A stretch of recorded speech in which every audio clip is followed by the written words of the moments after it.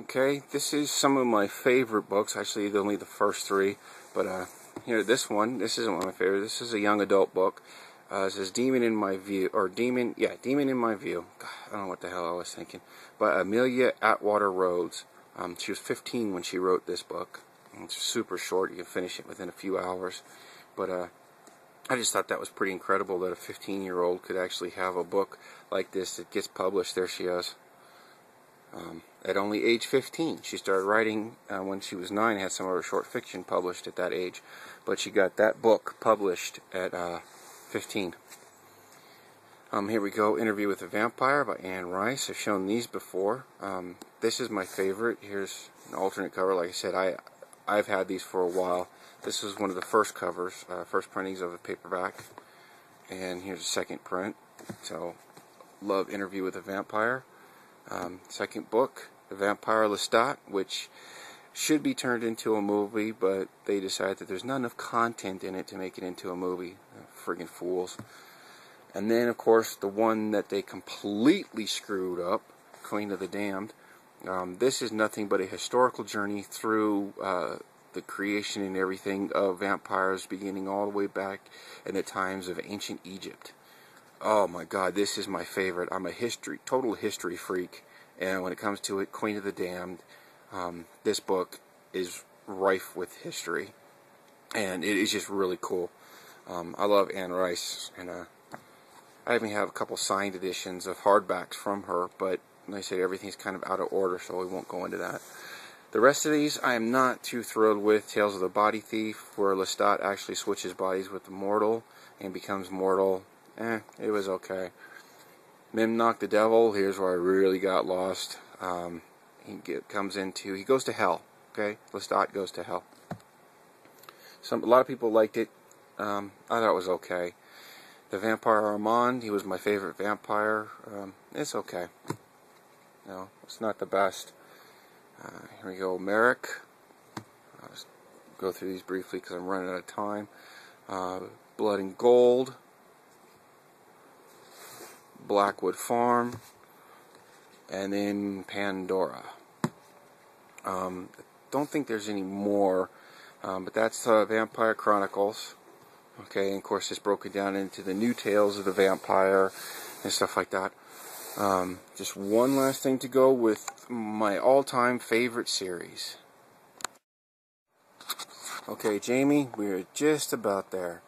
Now I'm finishing off with my all-time, hands-down, favorite vampire series.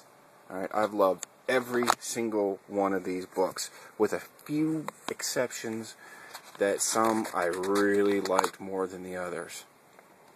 Here's the first one, Necroscope by Brian Lumley. This is supposed to be turned into a movie coming up here. Actually, it should have been done years ago. The website is still under construction, but, and of course, this is Bob Eggleton's work, one of my favorite artists. This is insanity at its best. Anybody that knows about the Necroscope series and about the Wampari and vampires are actually thralls. They're beneath these creatures. These creatures are called Wampari. They come from another planet. And it's all explained, and it makes total sense in this. It's just awesome. Oh my God, you find out where gypsies come from. Not in this book.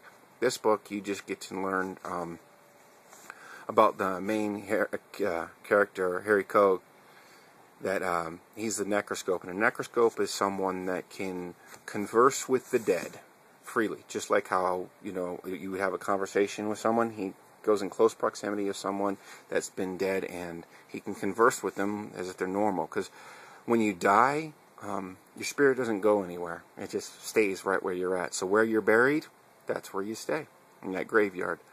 Here we go. The second one, it's Vampire, which that's the way they spelled it. It's awesome. Oh my God. This is my favorite out of it. The Source. Because this is where you learn where the vampires come from and how they come to our world. And how we can get to their world. Oh, this is the best. That one is my favorite out of it. And we have Dead Speak. And he said, I just love this cover art by Bob Eggleton. We have Dead Spawn. Now we get into, deals with vampires in their world, in the other one. This is about Harry's sons. He has twin sons, it's Blood Brothers. And those are areas, that's where the Wampari live. And you can't really see it, it's too small. That little thing right there, that flying creature used to be a human. Oh, you just gotta read, the story is just awesome. Here we have Blood Wars. Oh, and these vampires are not the nice vampires that we're used to. These vampires, like there's one, I can't remember his name, he actually had half his head cleaved off, so he took leather and nailed it to his skull to leave it half so you see only one eye, and then grew an eye out of his shoulder just for the hell of it. Another one ripped off his jaw and then formed his mouth into a proboscis like a mosquito, so he feeds like that and he can actually drain a person in seconds. Here we go with the Lost Years. I'm not going to get into all that. This is one gigantic series. The Invaders, Defilers. I mean, look at that artwork. Oh, that is so cool. The Avengers. Oops, I got out of order. I don't know how that happened. The Last Area, which is actually the sequel to Blood Brothers. That should have been back there. Should have been shown earlier. Yeah, like I said, that's where these things live. And then there's some more coming out. This is The Touch, and I believe there's another one out. I don't have it yet. But, yeah, so that's my favorite all-time vampire series. These creatures are not the nice creatures that we see that run around in capes and Dracula or anything like that. No, these guys put Dracula to shame. I mean, they would scare the hell out of Dracula. Okay, it's just, oh my God, there are these slug things that come in, and the Wampari can only make another Wampari by divulging an egg, and it's only like, I forget how many years it takes to develop an egg, but they spit up this egg or vomit it up, and then it's a living creature, and it goes into, they can put it into the host, because we are just hosts to the Wampari. And they're actually these leeches that live on our spine and go up into our brain. Just incredible. And they can just twist our flesh. They're great manipulators of flesh. So there you have it, Necroscope. And I'm going to return. I'm going to clear all this off and everything and put out my all-time favorite books for you. Okay, Jamie, this is it. This is the finale. These are my favorite. Out of all the books that you've seen, these are my hands-down favorite ones. Okay? Vampires by John Stakely. This I had to do the whole series. Scott Cianson's The Vampire Odysseys. This just the brutality in it I loved. I could not put them down. And like I said, I believe they're out of print. I'll have to look that up. This one, ours. God, I can't even speak. There's 2 more books after this. I'll be honest with you, I haven't read them yet. And I only have the second one. But Christopher Moore, this is a vampire love story, but not the romantic kind that you would find in, anyways, it is this guy, Christopher Moore, one of my favorite authors, hands down, one of the funniest men alive in literature. I love him. Blood-Sucking Fiends. This is classic. This is so awesome. One of my favorites. Charlie Huston's Already Dead. This series, it's cleverly written. I really enjoyed this. One of my favorites. David Wellington's 13 Bullets. The other ones are just as good. The heroine is a lesbian that just kicks ass. I'm sorry for anybody, hope I don't offend anyone, but they really make a big deal out of her being a lesbian in the book. That's why I thought it appropriate to say. But I love how the vampires sleep. They turn into just vats of goo when the sun comes up, and then they reform each night. It's so awesome. And here we go.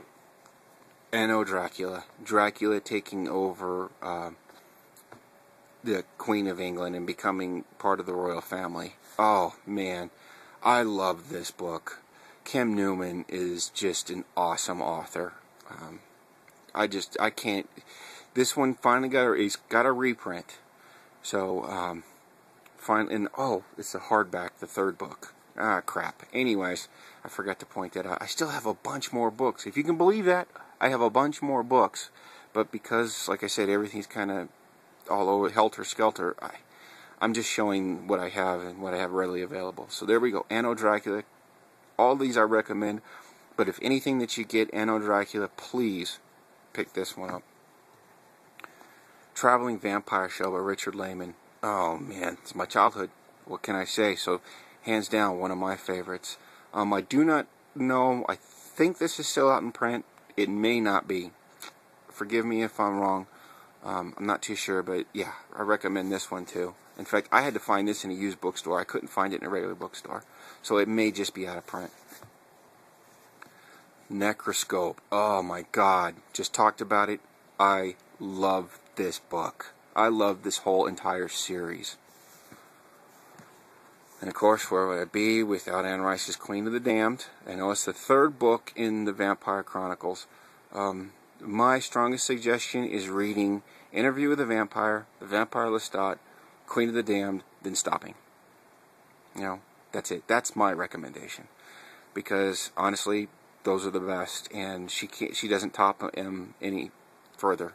Just, those are the best. But this one has a great and wonderful trek through history. I loved every single page.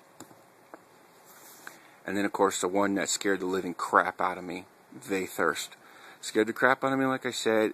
This, with the way it was written, I mean, where I grew up, he got the locations, everything, the landscape, all of that dead on. I mean, I could visually see it in my mind as I was reading this story taking place. And the Ouija board scene, holy shit, got my heart pounding. So, one of the first books to ever do that. So, there you go, Jamie. My favorite books, and I took advantage of this to show off my vampire collection because I have claimed that I love vampires. I have a lot of stuff that is about vampires. Unfortunately, like I said, I still have about 25 more books. They're boxed up. I'm sorry, haven't gotten around to it. But they deal with true vampirism cases throughout history, from Mary Brown to, I forgot his name, the young, he was in the Catholic Church. Now I can't remember his name. Anyways, he was an altar boy that was feeding off of women. Oh, this is true. This is true. It took place, I believe it was in Mexico, or South America. No, South America, excuse me. I can't recall the top of my head, and I can't remember his name, but he was an altar boy down in South America that was actually going around cutting women and attacking people and draining their blood and drinking it, and they caught him. To even books on Elizabeth Bathory, which many of you know about, and also books on Vlad Tepes. So there you have it. Those are my books. Hope you enjoyed this. I was really looking forward to this and trying to go figuring out how I was going to display this. But if there's anything you'd like me to go into or anything like that, feel free to let me know.